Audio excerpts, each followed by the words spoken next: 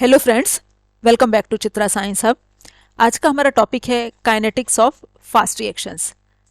अब पहले fast reactions हमारे होते क्या हैं? वो रिएक्शंस जो आपका फ्यू सेकंड्स में ही इक्विलिब्रियम अटेन कर लेते हैं उन्हें हमने फास्ट रिएक्शन कहा।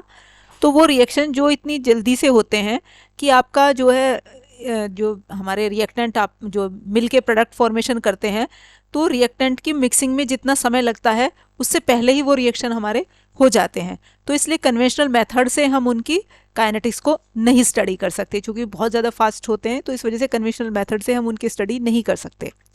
In such cases, time required to make concentration measurement may be large as compared to half life of the reaction। मतलब इनकी हाफ लाइफ जो इतनी कम होती है कि जितना समय उसकी कंसंट्रेशन मेजरमेंट में लगता है उससे भी कम होती है। तो हमारा जो कन्वेंशनल मेथड से इस वजह से इनकी हम जो है काइनेटिक्स आपके डिटरमाइन नहीं कर सकते। Thus, to study fast reaction as defined above, it is important to ensure that there is a rapid mixing of reactant, quick initiation and fast analysis of the reactant और product. अब उनकी kinetics study करने के लिए या तो जो है उनकी मिक्सिंग बहुत ज़्यादा तेज़ी से हो, मतलब क्विक इनिशिएशन हो बहुत, या जो एनालिसिस का तरीका है हमारा रिएक्टेंट और हमें प्रोडक्ट की जो है कंसंट्रेशन की एनालिसिस करनी होगी किसी चीज़ काइनेटिक्स पता करने के लिए, या वो बहुत ज़्यादा फास्ट हो, तो तब हम उनकी काइनेटिक्स स्टडी कर सकते हैं। तो for this a number of special studies have been employed. तो इसलिए बहुत सारी स्ट्रेटजी हमने बहुत सारे तरह की स्ट्रेटजी अपनाई कि ताकि उनकी काइनेटिक्स पता करने लगे कर पाए हम। Some of these are to decrease the rate of reaction by decreasing the temperature और कंसंट्रेशन ऑफ द रिएक्टेंट। हम रिएक्शन के रेट को घटा दें। कैसे घटा दें? क्योंकि टेम्परेचर, चूंकि रिएक्शन का रेट टेम्परेचर के डायरेक्टली प्रोपोर्शनल है, तो यदि हम टेम्परेचर डिक्रीज कर देंगे तो रिएक्शन का रेट हमारा बढ़ जाएगा। तो या तो हम टेम्परेचर घटा दें या रिएक्टेंट की कंसंट्रेशन बढ़ा दें, तो तब रिएक्शन का चूंकि रेट स्लो हो जाएगा तो हम उसकी काइनेटिक्स हमारी पता कर लेंगे। या decrease the time required for mixing of the reactant, जो हमें रिएक्टेंट को मिक्स करने में जितना समय लग रहा है या उस समय को कम कर दें। इसे हम कंट्रोल कर सकते हैं फ्लो मेथड से। और तीसरा तरीका है हमारा, कोई हम जो इक्विलिब्रियम, हमारे रिएक्शन का जो इक्विलिब्रियम है उसे परटर्ब कर दें। परटर्ब का मतलब डिस्टर्ब कर दें, अपसेट कर दें।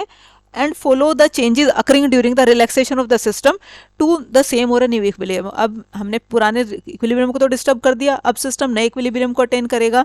तो आपका जब वो न्यू इक्विलिब्रियम को अटेन करेगा तो जो रिलैक्सेशन का वो जो समय लेगा, तो मतलब जो रिलैक्सेशन जो उसके जो, क्योंकि हर चीज़ जो है वो अपने आप को क्या है स्टेबलाइज करने की कोशिश करती है, तो जो रिलैक्सेशन का समय लगेगा हमें, तो उसमें जो चेंजेस हो रहे हैं वो हम आपका वो नोट कर लें, आपका उस टाइम नोट कर ले, तो हम इन इतने तरीकों से हम उनकी काइनेटिक्स जो है स्टडी कर सकते हैं।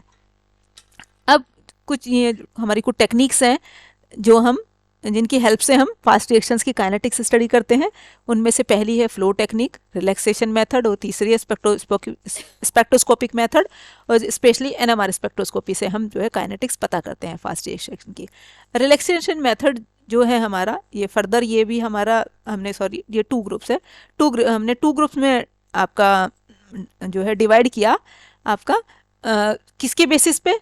On the extent of perturbation. Perturbation में जो डिस्टर्बेंस हम उस मतलब इक्विलिब्रियम को जो हम डिस्टर्ब कर रहे हैं उसके बेसिस पे हमने जो उन्हें रिलैक्सेशन मेथड्स को हमने दो क्लास में डिवाइड किया, स्मॉल परटर्बेशन मेथड और लार्ज परटर्बेशन। मतलब जिसमें हम इक्विलिब्रियम को कम ही डिस्टर्ब करें वो स्मॉल परटर्बेशन, जिसमें ज़्यादा डिस्टर्ब होता है उसे लार्ज परटर्बेशन मेथड कहेंगे।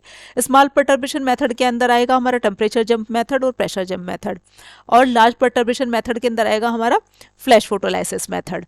तो ये जो है सब फ्लो टेक्निक्स, रिलैक्सेशन मेथड्स और जो है स्पेक्ट्रोस्कोपिक मेथड्स हम आगे की वीडियो में डिटेल में स्टडी करेंगे।